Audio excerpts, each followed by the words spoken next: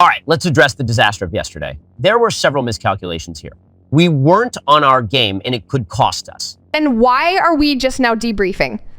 We generally address the mission right after completion. This mission is not complete. I spent the rest of the day going through my contracts and preparing for this very meeting. Gala, what we are dealing with is a very serious matter that could be beyond your understanding. I don't doubt the seriousness at all. And I know we're ineptic, but it still hurts to be reminded we're retarded. I did some surface level research on her, but clearly there's plenty that I'm not aware of. What do you know that I don't? That would be the only relevant information at the moment. I don't need to be reminded of your investigative talents. Mutsu spoke highly of them, and truth be told, it's the only reason you're wearing that suit. Actually, that's not true. The reason I am wearing this suit is because we all only have 1/3 of a functioning brain. But before we were chosen by this program and had our brains connected via a neural net, none of us could string a sentence together. This program allowed us to become smarter as the three of us remained in close proximity. So just be grateful. I am here and you're still not licking spoons. I wasn't saying that as an insult. It's your strength. I wish sharing our brain would also send our thoughts instantly to one another, but alas, we have to do it via speaking, so listen carefully. By all indications, there's relatively limited intel.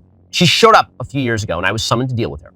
Rarely am I ever tested, and when given the opportunity, I gave her the out. She took it, and now we see that she ignored our negotiation. You see, this is the problem with trying to do something on your own, Baldwin. You have 1/3 of a functioning brain, and the further away from you we are, the more retarded you become. We were all told this. We all tested this. And you decided to negotiate without us with you? Are you insane? It's like, you let her go, so you must not believe her to be evil. But we just watched her drop a man from Lord knows how high. Somehow I get the feeling you don't still see her as a threat. She's a threat, just not to us. But may I remind you that we three were as close together as we could be without having a threesome. Yet all three of us stood around like retards and watched that man fall from the sky. Not one of us jumped up to save him. Clearly our full, fast, functioning brain, whilst we are in close proximity, didn't help us decide what to do in that situation. So we still have our flaws. That said, I did not simply let her go this time. Mutsu and I went in pursuit after she nearly killed that man. I engaged all aerial communications, and she has disappeared. If you truly think her intentions are unknown, the man could have been collateral damage. You smacked her pretty good, which she couldn't have been thrilled about. That's what worries me. I think she's into a bit of the slap and tickle, if you know what I mean. She's capable of putting up far more of a fight. We interrupted something.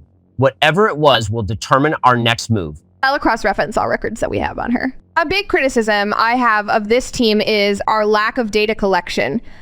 For times like this, it helped to have more detailed reports and documentation.